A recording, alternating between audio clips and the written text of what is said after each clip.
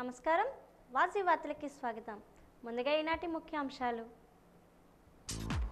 August 30న ఉమ్మడి విశాఖ జిల్లా స్థానిక సంస్థల ఎమ్మెల్సీలు ఎన్నికలు. అభ్యర్థిగా బొత్స సత్యనారాయణ పేరు ఖరారు చేసిన వైసీపీ అధిష్టానం.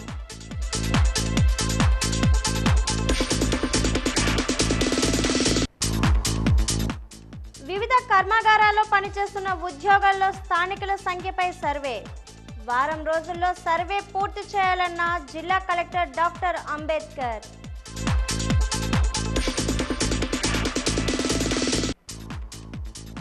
భారత జాతీయ పతాక రూపశిల్పి పింగళి వెంకయ్య. పింగళి వెంకయ్య జయంతి సందర్భంగా వాజీ ప్రత్యేక కథనం.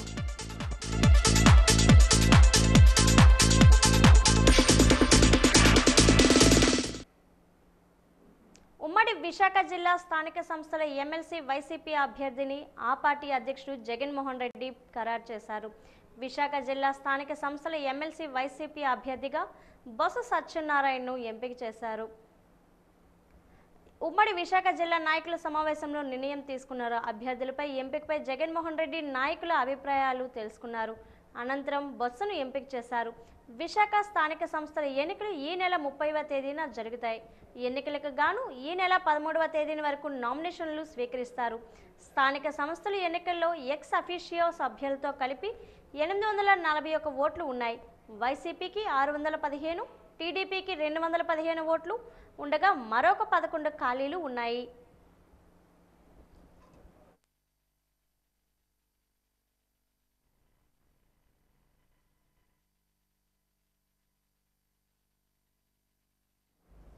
పరిశ్రమలు కర్మాగారాల్లో ఉద్యోగుల స్థానికతపై వివిధ శాఖల అధికారులతో తన ఛాంబర్లో కలెక్టర్ అంబేద్కర్ సమీక్ష సమావేశాన్ని నిర్వహించారు.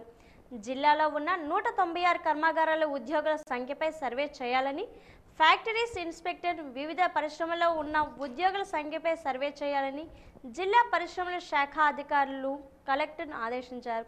జిల్లాలోని పరిశ్రమలు వివిధ కర్మాగారాల్లో పనిచేస్తున్న ఉద్యోగాల్లో స్థానికుల సంఖ్యపై వారం రోజుల్లో సర్వే నిర్వహించి నివేదికను సమర్పించాలని జిల్లా కలెక్టర్ డాక్టర్ బిఆర్ అంబేద్కర్ ఆదేశించారు.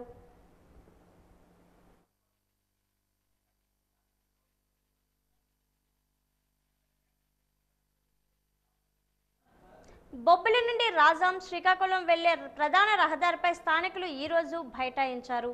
బొబ్బిలిపట్నం 8వ వార్డు జయప్రకాష్ స్కూల్ వద్ద నిన్న రాత్రి జరిగిన రోడ్డు ప్రమాదంలో 12 ఏళ్ల బాలుడు మణికంఠ మృతి చెందిన నేపథ్యంలో స్థానికులు నిరసన చేపట్టి మా రోడ్డుపై భారీ వాహనాలు వద్దు వద్దు అని నినాదాలు చేశారు. మా వీధి వైపు ఉన్న రోడ్లను బాగు చేసినప్పుడే ఈ భారీ వాహనాలకు దారి ఇస్తామని, లేదంటే భారీ వాహనాలకు వెళ్లనిచ్చేదే లేదని హెచ్చరించారు. ఈ నేపథ్యంలో ఎమ్మెల్యే బేబీ నాయన వారి వద్దకు వచ్చి సమస్యను సానుకూలంగా పరిష్కరిస్తామని హామీ ఇచ్చారు.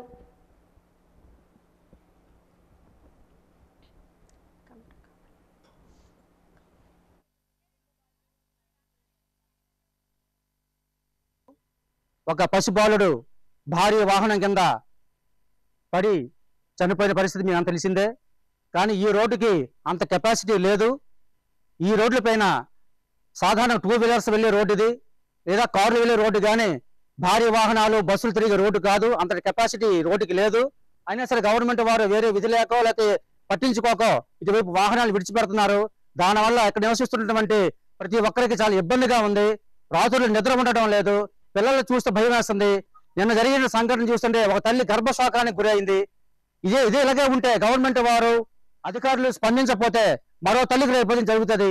కాబట్టి తక్షణమే ఈ రోడ్లో ఉన్నటువంటి సమస్యలు పరిష్కరించి ఈ గొంతులు పూడ్చడమో కొత్త రోడ్డు వేయడమో చేసి మాకు రక్షణగా, మా ప్రాణాలకి, మా పిల్లల ప్రాణాల రక్షణ కల్పించాలని మీ అందరికీ కూడా శాంతియుతంగా నిరసన, ఎంతమంది స్థానికులందరం కూడా నిరసన తెలుపుతూ మీకు తెలియజేస్తున్నాము. కాబట్టి గవర్నమెంట్ అందరూ కూడా వినయపూర్వకంగా మీకు నమస్కరిస్తూ తెలియజేస్తున్నాం. తక్షణమే మా యొక్క సమస్యలు తీర్చి మా రోడ్డును బాగు చేసి భారీ వాహనాలు ఇటువైపు రాకుండా చేసి వేరే మార్గాన్ని ఎంచుకోవాల్సిందిగా వినయపూర్వకంగా అందరికీ కూడా విజ్ఞప్తి చేస్తున్నాం.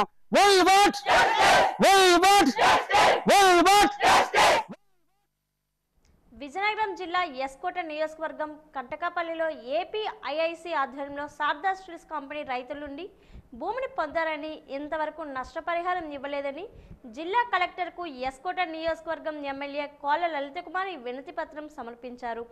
భూములు ఇచ్చిన రైతులతో ఆమె విజయనగరం జిల్లా కలెక్టరేట్కు చేరుకొని భూములు ఇచ్చిన రైతులకు నష్టపరిహారం ఇవ్వాలని జిల్లా కలెక్టర్ బిఆర్ అంబేద్కర్కు వినతి పత్రం అందజేశారు. శారదా స్టీల్స్ కంపెనీ ప్రైవేట్ లిమిటెడ్కు నియోజకవర్గంలోని చుట్టుపక్కల భూములను 2016లో కేటాయించారన్నారు. ఏపీఐఐసి ద్వారా భూములు ఇచ్చిన రైతులకు సుమారు 20 ఏళ్లు కావస్తున్న నష్టపరిహారం ఇవ్వలేదని ఆమె తెలిపారు.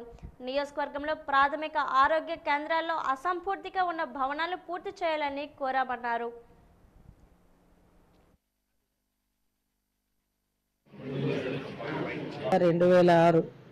శారదా కంపెనీకి ఆనాడు మా నియోజకవర్గ రైతులు భూమి ఇచ్చారు. మరి ఆనాటి నుండి కూడా కొంత రైతుల్లో ఐక్యత లేకపోవడం, మరి వాళ్ళకున్న ఇబ్బందుల కారణంగా వాళ్ళ ఆనాడు భూమి ఇచ్చిన రైతాంగం డబ్బులు తీసుకోకుండా ప్రభుత్వం దగ్గరే నిలుపుదల చేసిన విషయం మరి జిల్లా ప్రజలందరికీ కూడా తెలుసు. మరి ఇవాళ మా నియోజకవర్గ రైతాంగం అంతా కూడా కొంతమంది ఐక్యతగా ఏవైతే మాకు ఆర్డర్ కాపీలు ఆనాడు ప్రభుత్వం ఇచ్చిందో వాటిని ఇవాళ మళ్ళా జిల్లా కలెక్టర్ గారి దృష్టిలో పెట్టి మరి మా రైతాంగం డబ్బులు ఏదైతే పంట ఆనాడు ఇచ్చామో మా డబ్బులు మాకు ఇప్పించాలని చెప్పి వాళ్ళ యొక్క అభిప్రాయం కోరిక మేరకు ఇవాళ జిల్లా కలెక్టర్ గారి దృష్టిలో మరి పెట్టడం జరిగింది. వారు కూడా పెద్ద మనసుతో ఈ ఫైల్ తెప్పించుకొని మరి ఎన్నో ఏళ్ళది 2006 అంటే సుమారు 4 పర్యాయాలు మరి 20 ఏళ్ళ పైన అయిపోయిన సందర్భం కనుక 18 ఏళ్ళు చిల్లర మరి నేను కూడా రిపోర్ట్ తీసుకొచ్చి చూసి మరి డబ్బులు ఎక్కడున్నాయని కూడా కలెక్టర్ గారు మా రైతుల్ని కోరడం జరిగింది. మరి మేము తీసుకోలేని కారణంగా మరి ఆర్డీఓ గారి దగ్గర నుంచి జిల్లా కోర్టుకి ఆనాడు ప్రభుత్వం కోర్టులో వేయడం జరిగిందని వాళ్ళు చెప్పారు. దాన్ని కూడా ఆలోచించి కలెక్టర్ గారు జిల్లా కోర్టుతో కూడా మాట్లాడి నగరపాలక సంస్థ ఆధీనంలో ఉన్న ఖాళీ దుకాణాలకు సంబంధించి నిర్వహించిన బహిరంగ వేలం ప్రక్రియలో పాటదారులు అసమగ్రమైన వివరాలతో హాజరైనందున వేలం పాటను వాయిదా వేయడమైందని నగరపాలక సంస్థ కమిషనర్ ఎంఎం నాయుడు వెల్లడించారు. ఈ రోజు నగరపాలక సంస్థ కార్యాలయంలో రాజీవ్ స్పోర్ట్స్ కాంప్లెక్స్కు ఆనుకొని ఉన్న 22 దుకాణాలకు అలాగే పాత కొత్త ఐడిఎస్ వంటి షాపింగ్ కాంప్లెక్స్లో ఖాళీగా ఉన్న షాపులకు బహిరంగ వేలంపాటను నిర్వహించారు. పాటదారులు నిబంధనలను అనుసరించి వేలంపాట ప్రక్రియలో పాల్గొనేందుకు వాయిదా పడింది. ఈ సందర్భంగా కమిషనర్ ఎంఎం నాయుడు మాట్లాడుతూ నిబంధనల ప్రకారం ఖాళీగా ఉన్న షాపులకు బహిరంగ వేలంపాట నిర్వహించడమైంది అన్నారు. నిబంధనల ప్రకారం ప్రతి షాపునకు 2 అంతకన్నా మించి పాటదారులు పాల్గొంటే వేలంపాట నిర్వహించబడనని తెలిపారు. వేలంపాటలో పాల్గొనేవారు కొన్ని నిబంధనలు అనుసరించాల్సి ఉందని అన్నారు. అటువంటి నిబంధనపై వారికి అవగాహన కల్పించామన్నారు. మరలా శుక్రవారం షాపులు బహిరంగ వేలంపాట నిర్వహించనున్నట్లు తెలిపారు. ఈ కార్యక్రమంలో రెవెన్యూ అధికారి శ్రీనివాసరావు, రెవెన్యూ సిబ్బంది అప్పలరాజు, చిన్నంనాయుడు తదితరులు పాల్గొన్నారు.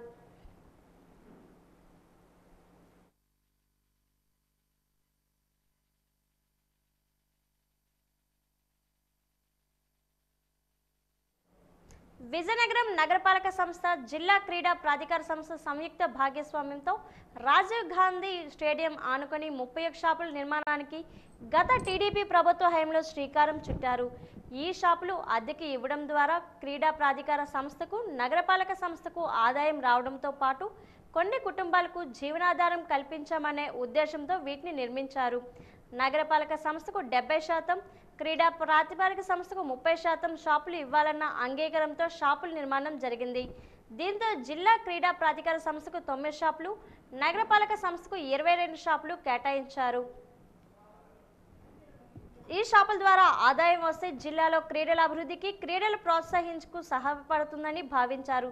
షాపుల నిర్మాణం 2020 నాటికి సంవత్సరానికి పూర్తయింది. వైసీపీ పాలకుల నిర్లక్ష్యం ఫలితంగా 4 ఏళ్లుగా షాపులు పూర్తయిన వినియోగంలోకి తీసుకురాలేదు.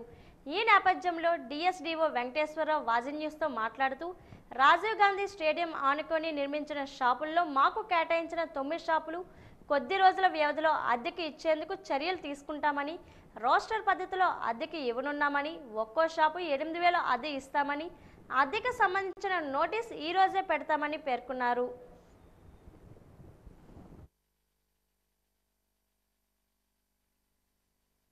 ప్రస్తుతం డిస్ట్రిక్ట్ స్పోర్ట్స్ అథారిటీలో ఒక బర్నింగ్ ఇష్యూ మనకు ఉందండి.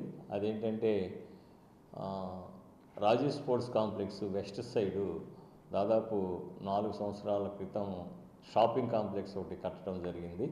ఆ షాపింగ్ కాంప్లెక్స్ ముఖ్య ఉద్దేశం ఏంటంటే దాటి మీద వచ్చిన రెంటలతోటి సెల్ఫ్ సస్టైన్ అవుతూ క్రీడలు కొంత ఉపయోగపడుతుందనే ఉద్దేశంతో గతంలో స్పోర్ట్స్ అథారిటీ ఆఫ్ ఆంధ్రప్రదేశ్ వారి అనుమతితో జిల్లా క్రీడా ప్రాధికార సంస్థ మరియు మనం స్థలం చూపించాము, మనం స్థలం ఇచ్చాము రోడ్ సైడ్ ఫేసింగ్. దానికి మున్సిపల్ కార్పొరేషన్ వారు ఆ షాప్స్ కట్టడం జరిగింది. అవి దాదాపుగా 4 సంవత్సరాల క్రితమే వాటిని కట్టడం జరిగింది. కొన్ని అనివార్య కారణాల వల్ల ఇవి షాప్స్ యాజ్ ఆఫ్ నౌ ఇప్పటి వరకు కూడా లీజు చేయటం తీసుకోకపోవడం జరిగింది చాలామంది. ఇది దృష్టిలో పెట్టుకుని మేము ఈ మధ్యకాలంలో దాదాపు 2 నెలల నుంచి కమిషనర్ గారితో డిస్కషన్ చేస్తూ కలెక్టర్ గారితో డిస్కషన్ చేసి ఆ షాప్స్లో టోటల్గా 31 షాప్స్ ఉన్నాయండి. 31 షాపులో షేరు 70% వాళ్ళ షాప్స్ ఉంటాయి, 30% మాది. అంటే 9 షాపులు మాకు 31లో 9 షాపులు మాకు ఇవ్వడం జరిగింది. ఆ షాప్స్ని మేము తీసుకుని కలెక్టర్ గారి దృష్టిలో పెట్టాము, జాయింట్ కలెక్టర్ గారి దృష్టిలో పెట్టాము. వాటికి ఎంత నిర్ణయించాలన్నది కూడా ఎస్ఎఫ్టీ రేట్ ప్రకారం మున్సిపల్ ఏరియాలో ఉంది కాబట్టి, మున్సిపల్ కార్పొరేషన్ ఏరియాలో ఉంది కాబట్టి వాళ్ళ నామ్స్ ప్రకారం ఎస్ఎఫ్టీకి ఎంత ఉండేది అన్నది మున్సిపల్ కార్పొరేషన్ మేము సమన్వయంతో ఒక ఫిగరు అంటే దాదాపు మనకి 126 అడుగులు వస్తుంది. 8,000 రూపాయలు రెంటు, ₹1,00,000 డిపాజిట్, ఈ విధంగా మేము కలెక్టర్ గారి అనుమతి తీసుకోవడం జరిగింది.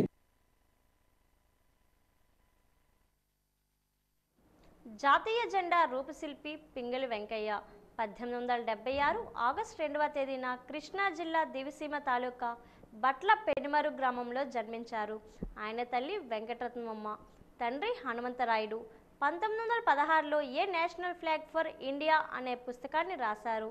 1921 మార్చి 31 మరియు ఏప్రిల్ 1వ తేదీలో విజయవాడలో జరిగిన కాంగ్రెస్ మహాసభలో గాంధీజీని తాను రూపొందించిన త్రివర్ణ పథకాన్ని అందించాడు. పింగళి వెంకయ్య జయంతి సందర్భంగా వాజీ అందిస్తున్న ప్రత్యేక కథనం. జాతీయ జెండా రూపశిల్పి పింగళి వెంకయ్య 1876 ఆగస్టు 2వ తేదీన కృష్ణా జిల్లా దివిసీమ తాలూకా బట్ల పెనుమరు గ్రామంలో జన్మించారు. తల్లి వెంకటరత్నమ్మ, తండ్రి హనుమంతరాయుడు. ఆయన ప్రాథమిక ఉన్నత విద్యాభ్యాసం కృష్ణా జిల్లాలో జరిగింది. 19 ఏళ్ల ప్రాయంలో సైన్యంలో చేరాలనే కోరికతో బొంబాయి వెళ్లి సైన్యంలో చేరి దక్షిణాఫ్రికాకు వెళ్లారు. అక్కడ బోయర్ యుద్ధంలో పాల్గొన్నారు. దక్షిణాఫ్రికాలో ఉన్నప్పుడే ఆయనకి గాంధీజీతో పరిచయం ఏర్పడింది. ఆయన మద్రాసులో ప్లేగు వ్యాధి నివారణకు సంబంధించిన ఇన్స్పెక్టర్ కోర్సులో శిక్షణ పొందారు. కొంతకాలం బెంగళూరు, మద్రాసుల్లో రైల్వే గార్డుగా కూడా పనిచేశారు. బళ్ళారిలో ప్లేగు వ్యాధి నిరోధక అధికారిగా ఉద్యోగంలో చేశారు. తర్వాత ఉద్యోగాన్ని వీడి కొలంబో విశ్వవిద్యాలయ అనుబంధ కళాశాల సిటీ కాలేజీలో పాలిటిక్స్, ఎకనామిక్స్ చదువుకున్నారు. ఆయన బహుభాషా భాషి. తెలుగు, ఆంగ్లము, హిందీ, జపానీస్, సంస్కృతం, ఉర్దూ భాషలపై పట్టు సాధించారు. లాహోర్లోని ఆంగ్లో వేదిక్ కళాశాలలో ఉర్దూ, జపానీస్ భాషలను అభ్యసించారు. ప్రొఫెసర్ గోటో వద్ద జపనీస్ నేర్చుకున్నారు. 1906లో కలకత్తాలో జరిగిన కాంగ్రెస్ మహాసభలో పాల్గొని ఆ సభాధ్యక్షుడు దాదాబాయి నవరోజు యొక్క ప్రశంసలకు పాత్రులయ్యారు. కాంగ్రెస్ విధాన నిర్ణయ సభ్యునిగా నియమించబడ్డారు. స్వాతంత్ర సమరంలో భాగంగా వందే మాతరం, హోం రూల్ ఉద్యమాల్లో పాల్గొన్నారు. మునగాల పరగణ నడిగూడెంలోని జమీందారు రాజా బహదూర్ నాయని రంగారావు కోరిక మేరకు కొంతకాలం అక్కడ ఆస్థానంలో పనిచేసి వ్యవసాయ పరిశోధనలు చేసి వ్యవసాయ శాస్త్రం అనే పుస్తకాన్ని రాశారు. అక్కడే వ్యవసాయ క్షేత్రాన్ని కూడా నిర్మించారు. నడిగూడెంలోనే స్థానిక రామాలయంలో పూజలు చేసి 1921 మార్చి 31 మరియు ఏప్రిల్ 1వ తేదీలలో విజయవాడలో జరిగిన కాంగ్రెస్ మహాసభలో గాంధీజీకి తాను రూపొందించిన త్రివర్ణ పతాకాన్ని అందించారు. మద్రాసు ప్రెసిడెన్సీ కళాశాలలో భూగర్భ శాస్త్ర పరిశోధనలు చేసి డిప్లొమా చేశారు. 1924 నుంచి 44 వరకు మైకా గురించి పరిశోధనలు చేశారు. వజ్రకరూరు, హంపి ప్రాంతాలలో ఖనిజాలు, వజ్రాల గురించి పరిశోధనలు చేసి బొగ్గు వజ్రంగా మారే విధానంపై తల్లి రాయి అనే రచన చేసి దానిని 1955లో ప్రచురించారు. చైనా జాతీయ నాయకుడైన సన్ ఎట్సేన్ జీవిత విశేషాలపై ఒక పుస్తకం రాశారు. జాతీయ జెండా రూపకల్పనలో రవీంద్రనాథ్ ఠాగూర్, బాలగంగాధర తిలక్, దాదాబాయి నౌరోజీలు వంటి ప్రముఖుల సలహాలను తీసుకున్నారు. 1916లో ఏ నేషనల్ ఫ్లాగ్ ఫర్ ఇండియా అనే పుస్తకాన్ని రాశారు. స్వాతంత్రానంతరం రాజ్యాంగ సభలో జాతీయ జెండా ప్రవేశపెట్టినప్పుడు రాట్నం గుర్తుకు బదులుగా సారనాథ్ స్తూపంలోని అశోకుని ధర్మచక్రం ఉండాలని సూచించారు. 3 రంగుల జెండా మధ్య భాగంలో ధర్మచక్రం నేవీ బ్లూ రంగులో మాత్రమే ఉండాలని, ధర్మచక్రంలో 24 గీతలు ఉండాలని సూచించారు. 1836 ఏప్రిల్ 13వ తేదీన యంగ్ ఇండియా పత్రికలో గాంధీజీ ప్రత్యేకంగా పింగళి వెంకయ్యను ప్రశంసిస్తూ వ్యాసం రాశారు. పింగళి వెంకయ్య 1963 జూలై 4వ తేదీన కన్నుమూశారు. ఆంధ్రప్రదేశ్ ప్రభుత్వం హైదరాబాదులో ట్యాంక్ బండ్పై ఆయన కాంస్య విగ్రహాన్ని ప్రతిష్ఠించింది. 2009లో కేంద్ర ప్రభుత్వం ఆయన ముఖ చిత్రంతో ఒక తపాలా బిళ్లను విడుదల చేసింది. 2012లో పింగళి వెంకయ్యకు భారతరత్న ఇవ్వాలని కేంద్ర ప్రభుత్వానికి ఆంధ్రప్రదేశ్ రాష్ట్ర ప్రభుత్వం సిఫారసు చేసింది. ఆచంద్ర తారార్కం భారత జాతీయ పతాక రెపరెపలాడే ప్రతి క్షణం వెంకయ్య భారతీయుల మనసులో మెదులుతారనడంలో అతిశయోక్తి లేదు. బాజీ వార్తలు ఇప్పుడు కాసేపు విరామం.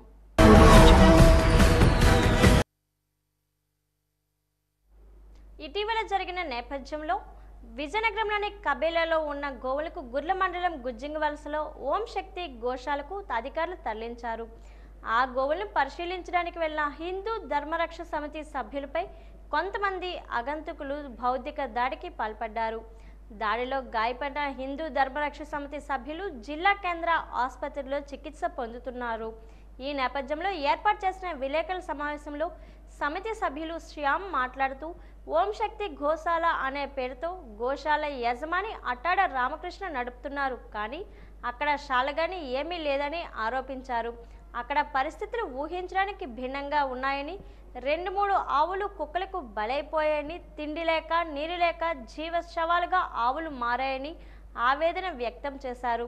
అక్కడ నుండి కొన్ని గోవులను తరలించినట్లు సమాచారం అందిందని, నిజానిజాలు తెలుసుకోవడానికి తమ సంస్థ సభ్యులు గోరక్షకులు అక్కడికి వెళ్ళగా కొంతమంది రౌడీ మూకలు పెట్టి కొట్టించారని ఆరోపించారు. రామకృష్ణ గోవులను ఏం చేశారని, జ్యుడిషియల్ కౌంట్ ప్రకారం 230 గోవులకు ఇప్పుడు అవి ఎన్ని ఉన్నాయా లేవా, ఉంటే ఎన్ని ఉన్నాయో చెప్పాలని, ఓం శక్తి గోశాల రిజిస్ట్రేషన్ రద్దు చేయాలని, తమపై ఎవరైతే రౌడీ మూకలు ఉసిగొలిపారో వాళ్ళందరినీ చట్ట ప్రకారం శిక్షించాలని డిమాండ్ చేశారు. అందరం కూడా అసలు ఈ గోవుల్ని రక్షించేటప్పుడు అవి ఇలాగా గోశాలని చెప్పుకుని ఎక్కడికో తీసుకెళ్ళి ఏ పుట్టలకి వాటికి కట్టకుండా ఉండడానికి మేమే ఒక అందరం కలిపి గోరక్షక పనిలోని ఊరిలో కొంతమంది పెద్దవాళ్ళని అందరినీ కనుక్కుని దాని మీద సరైనటువంటి చర్య ఏదైనా తీసుకోవాలి. ఎమ్మెల్యే గారిని, మన కలెక్టర్ గారిని, అలాగే ఇంకా మిగతా అధికారులను కొంతమందిని కలుద్దాము. దీని మీద పర్మనెంట్ సొల్యూషన్ ఏదైనా తీసుకుందాము. ఇలా రక్షించేటప్పుడు స్లాటర్ హౌస్ కానీ లేకపోతే బళ్ళ మీద వెళ్ళిపోతున్న వాటి కానీ దింపినప్పుడు అడ్డినప్పుడు ఆ వచ్చే గోవుల్ని దూడల్ని కానీ రక్షించడానికి ఇక్కడున్న గోశాలలు ఏవి కూడా సరైనగా పనిచేస్తున్నాయని నాకు అనిపించడం లేదు. అవి మళ్ళా కబేళాకి వెళ్ళిపోతాయని చెప్తున్నారు చాలామంది.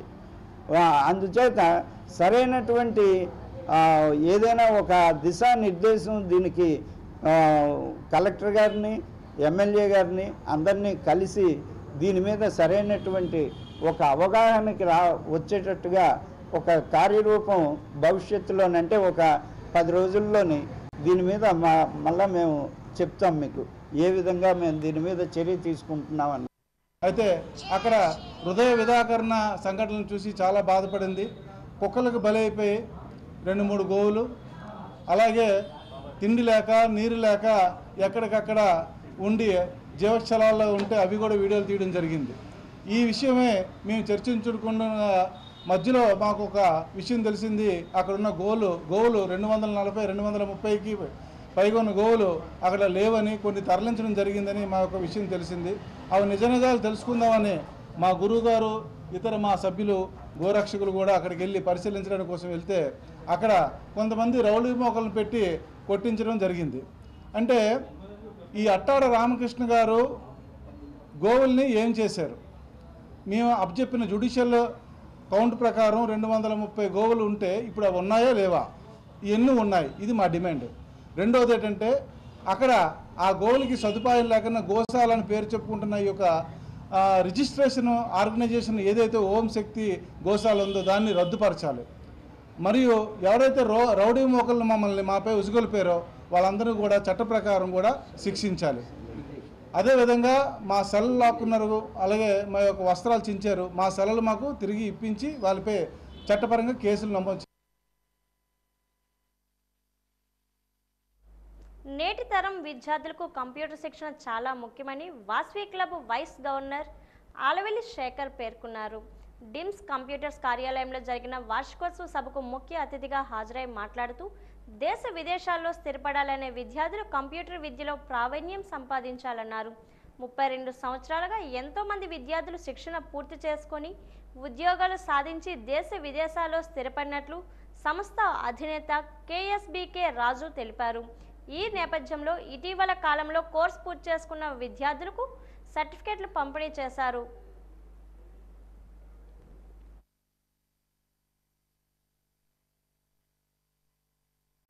డిమ్స్ కంప్యూటర్ ప్రారంభించి 31 సంవత్సరాలు పూర్తయి 32వ సంవత్సరంలోకి అడుగుపెడుతున్న శుభ సందర్భంగా మా విద్యార్థులకు, పేరెంట్స్కు, శ్రేయోభిలాషులకు, మిత్రులకు అందరికీ కూడా శుభాభివందనాలు తెలియజేస్తున్నాం. ఈ 31 సంవత్సరాల ప్రయాణంలో కొన్ని వేల మంది విద్యార్థులకు శిక్షణ ఇచ్చి వాళ్ళు ఉద్యోగ అవకాశాలని ఎన్నో రకాలుగా ఉపయోగించుకుంటూ ఎంతో వారి అభివృద్ధికి మా కంప్యూటర్ శిక్షణ, మా కంప్యూటర్ డిప్లొమా సర్టిఫికేట్లు వాళ్ళకి ఎంతో ఉపయోగపడ్డాయి అని తెలియచేటకు గర్విస్తున్నాం. అదేవిధంగా మా సర్టిఫికేట్ని ఉపయోగించుకొని దేశ విదేశాల్లో ఎంతోమంది విద్యార్థులు సెటిల్ అయ్యారు. ఈరోజు ఉదయం నుంచి ఎంతోమంది ఫోన్ చేసి మీ శిక్షణ వల్ల, మీ సర్టిఫికేట్స్ వల్ల మేము మంచి జాబుల్లో సెటిల్ అయ్యామని చెప్తుంటే మాకు చాలా ఆనందకరంగా ఉన్నది. 31 సంవత్సరాలు పూర్తి చేసిన శుభ సందర్భంగా ఈరోజు ఉదయం ఒక పెద్ద ఆయన మెసేజ్ పెట్టారు. గవర్నమెంట్ సర్వీస్ కంప్లీట్ అయినట్టుగా 31 సంవత్సరాలు అంటే 30 సంవత్సరాలు దాటిందంటే గవర్నమెంట్ సర్వీస్ కంప్లీట్ అయినట్టుగా, అలాంటిది ఒక ప్రైవేట్ సంస్థని 31 సంవత్సరాలు విజయనగరంలో దిగ్విజయంగా నడిపిస్తూ మరో 30 సంవత్సరాలు ఇలాగే నడిపించాలని దీవిస్తున్నానని చెప్పి మెసేజ్ పెట్టారు. అది ఎంతో ఆనందకరమైన విషయం మాకు. విద్యార్థులందరికీ కూడా మీ చదువులతో పాటు మా కంప్యూటర్ శిక్షణ తీసుకొని ఈ సర్టిఫికెట్లు ఉపయోగించుకొని ఉన్నత ఉద్యోగాలు సంపాదించాలని కోరుకుంటూ మా విద్యార్థులందరికీ కూడా మరొకసారి ఆశీస్సులు తెలియజేస్తూ ఈ ఇన్నర్వీల్ క్లబ్ ఆధ్వర్యంలో ఈరోజు వినూత్నమైన పోటీలు జరిగాయి. హెల్దీ బేబీ కాంపిటీషన్తో పాటు గర్భిణీ స్త్రీలకు ర్యాంప్ వాక్ పోటీలు నిర్వహించారు. ఈ సందర్భంగా క్లబ్ చైర్పర్సన్ లక్ష్మీ శ్రీనివాస్ మీడియాతో మాట్లాడుతూ గర్భిణీ స్త్రీలు కేవలం ఇంటికే పరిమితమైపోతున్నారని, వారికి ఆహ్లాదంగా ఉండే ఈ కార్యక్రమాన్ని ఏదైనా చేసి వారిని ప్రోత్సహిద్దామని ఇటువంటి వినూత్నమైన కార్యక్రమం చేపట్టామని అన్నారు. హెల్దీ బేబీ కాంపిటీషన్లో కేవలం హైట్, వెయిట్ మాత్రమే కాక యాక్టివిటీస్తో పాటు సోషల్ మూవ్మెంట్ కూడా పరిగణలోకి తీసుకుంటామని అన్నారు.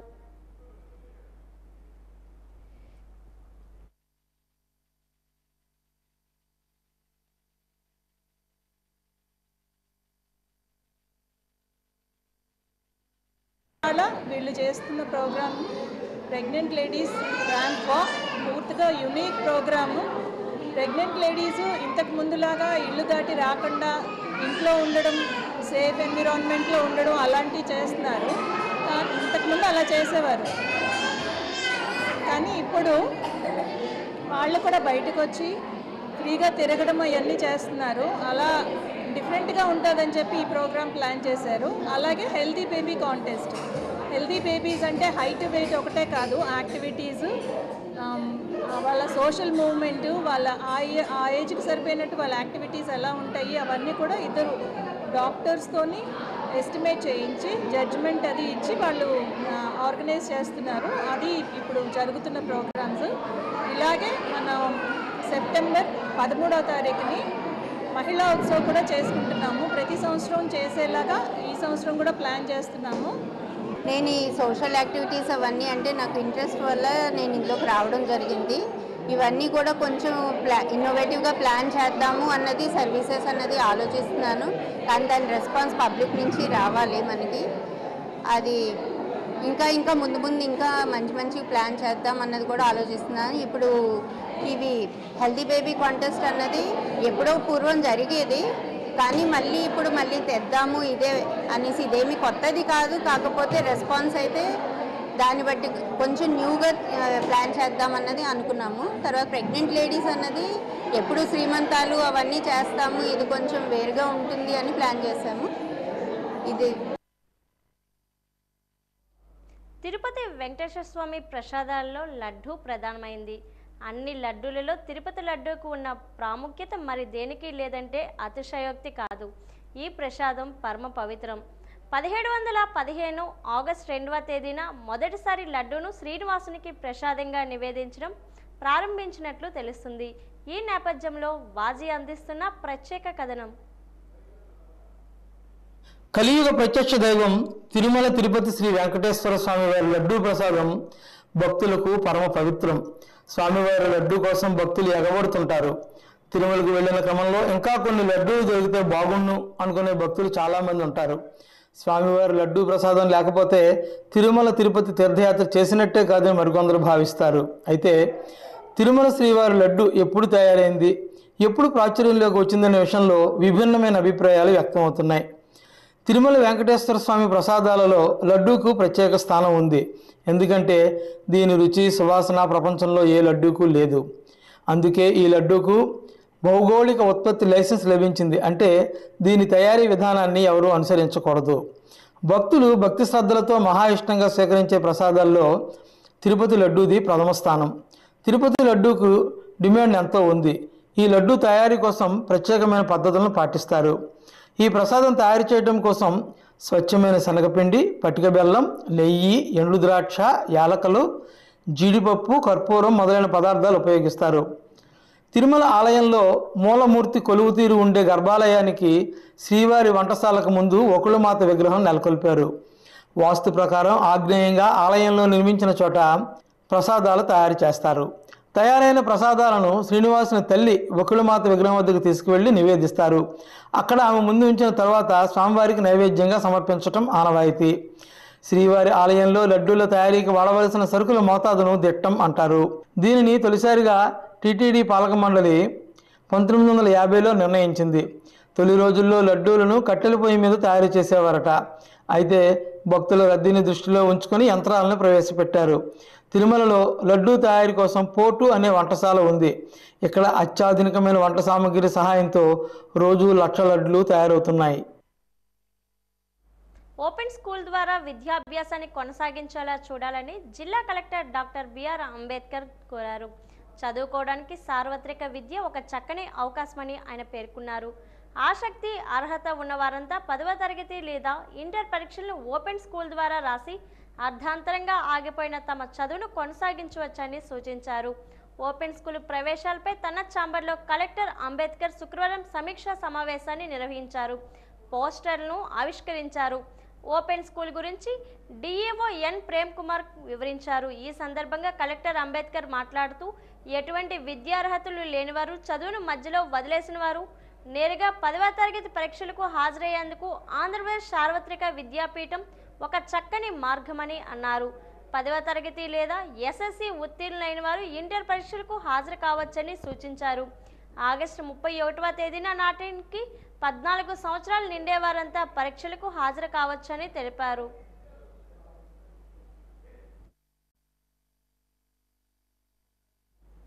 గంట్యాడ మండలం రామవరం పంచాయతీ శివారు కరకవలస గ్రామంలో ఓ స్వచ్ఛంద సంస్థ నిర్వహిస్తున్న ఆశ్రమంలో 42 మంది విద్యార్థులు అస్వస్థకు గురయ్యారు. వీరిలో 2 పరిస్థితి విషమంగా ఉంది. కరకవలస ఆశ్రమంలో విజయనగరం, పార్తీపురం, మన్యం, అల్లూరు సీతారామరాజు, విశాఖ జిల్లాలతో పాటు ఒడిశాకు చెందిన నిరుపేద విద్యార్థులు 46 మంది ఉంటున్నారు. ఆశ్రమ నిర్వహణకు అనుమతులు లేవు. అక్కడ భోజనం వసతి పొందుతూ స్థానికంగా ఆయా పాఠశాలలో చదువుతున్నారు. గత నెల 29న రాత్రి దాతలు అందించిన చికెన్ బిర్యానీ తినడంతో ఓ విద్యార్థికి వాంతులు విరేచనాలు కావడంతో అస్వస్థకు గురైంది. ఆమెను స్థానికంగా వైద్యం చేయించారు. ఆ మరుసటి రోజు మరో 4 విద్యార్థులు అనారోగ్యానికి గురవడంతో నిర్వాహకులు వారి తల్లిదండ్రులకు కబురు పెట్టి ఇళ్లకు పంపించారు.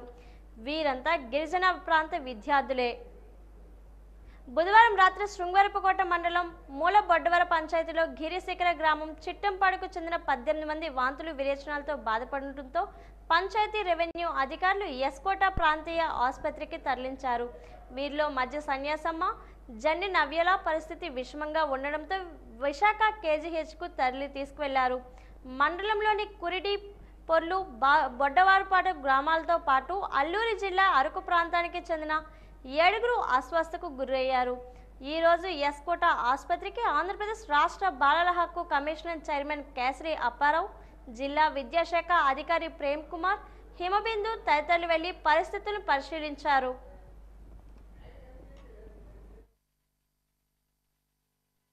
వరకే ప్రొవిజనల్ రిజిస్ట్రేషన్ ఉంది. ఆ ప్రొవిజనల్ రిజిస్ట్రేషన్ 2019 నుండి ఇంతవరకు రిజిస్ట్రేషన్ చేసుకోలేదు. తర్వాత వీళ్ళు అప్లై చేసినప్పుడు 2 సార్లు రిజెక్ట్ అయింది. రిజెక్ట్ అయిన తర్వాత కూడా వాళ్ళు అనధికారికంగా వీళ్ళు సంస్థను నడుపుతున్నారు. అయితే ఏదైతే నిన్న రాత్రి సుమారుగా ఒక 45 మంది అందులో ఉంటున్నారో 45 మందిలో 22 మంది తీవ్రంగా అస్వస్థకు గురయ్యారు. అస్వస్థకు గురైతే వాళ్ళని కూడా విజయనగరం, అలాగే విశాఖపట్నం కేజీహెచ్కి, అలాగే మన ఎస్కోట కూడా ప్రభుత్వ హాస్పిటల్లో కూడా జాయిన్ చేయడం జరిగింది. ఇబ్బంది లేదు, ఎవరికి కూడా ప్రాణహాని కానీ ప్రాణ నష్టం కానీ ఏం జరగలేదు. మేమేం చెప్తున్నాం అంటే ఎవరైనా ఇటువంటి స్వచ్ఛంద సంస్థలు హోమ్ నిర్వహించాలంటే కంపల్సరీగా బాల న్యాయ చట్ట ప్రకారం రిజిస్ట్రేషన్ చేయాలి. రూమ్లో ఉంది అది. అందులో సుమారుగా 45 మంది ఉండడం జరిగింది. ఒక బాత్రూమ్ లేదు, ఒక రూమ్ లేదు, ఏమీ లేవు. సుమారు 2-3 ఉండడానికి కూడా చాలా ఇబ్బందికర పరిస్థితిలో అటువంటి దాంట్లో 45 మంది సుమారుగా ఉండడం, వాళ్ళేమో ఇది వాష్రూమ్ కానీ దేనికైనా బయటికి వెళ్ళడం గట్రా జరుగుతుంది. అక్కడ అన్ని వైలేషన్స్, చైల్డ్ రైట్స్ వైలేషన్స్. అలాగే సంబంధిత అధికారులు ఎవరైతే నిన్న డిఎంఎన్హెచ్ వాళ్ళు వెళ్ళడం కూడా జరిగింది. వాళ్ళకి మెరుగైన వైద్యం కూడా అందించడం జరిగింది. అలాగే ఈరోజు మేము, అలాగే డిఈఓ గారు, అలాగే child welfare committee, mission watch సిబ్బంది, చైల్డ్ లైను, అలాగే హెల్త్ డిపార్ట్మెంటు, మహిళా పోలీసు, సచివాలయం సిబ్బంది అందరూ కూడా ఈరోజు వెళ్ళిన తర్వాత పూర్తిగా మేము నిశ్చితంగా పరిశీలించడం జరిగింది. అందులో 5గురిని కూడా పెట్టుకోవడం కూడా అది దానికి సూటబుల్ కాదు. అటువంటి వీటిల్లో 45 మంది పెట్టడం జరిగింది. ఏదైతే వీళ్ళు కూడా అక్కడ ఒక సరైన వంటగది కానీ సరైన రూమ్లు కానీ ఏమి లేవు. చాలా ఎందుకంటే భయంకరంగా ఉంది. మనం చూడడానికి 5 నిమిషాలు కూడా వీళ్ళు చూడడానికి భయంకరమైన పరిస్థితులు ఉంది. అందువల్ల పూర్తి స్థాయిలో బాలల హక్కుల ఉల్లంఘన జరిగింది కాబట్టి ఆయన మీద శాఖాపరమైన చర్యలు తీసుకోవడానికి అలాగే జిల్లా అధికారులకు మేము ఆదేశాలు జారీ చేసాం. వార్తలు ముగించే ముందు ముఖ్యాంశాలు మరోసారి. ఆగస్టు 30న ఉమ్మడి విశాఖ జిల్లా స్థానిక సంస్థల ఎమ్మెల్సీల ఎన్నికలు. అభ్యర్థిగా బొత్స సత్యనారాయణ పేరు ఖరారు చేసిన వైసీపీ అధిష్టానం.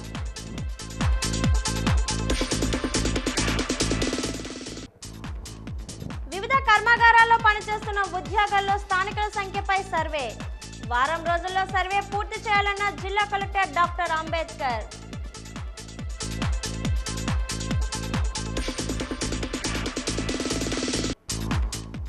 భారత జాతీయ పతాక రూపశిల్పి పింగళి వెంకయ్య జయంతి సందర్భంగా వాజీ అందిస్తున్న ప్రత్యేక కథనం.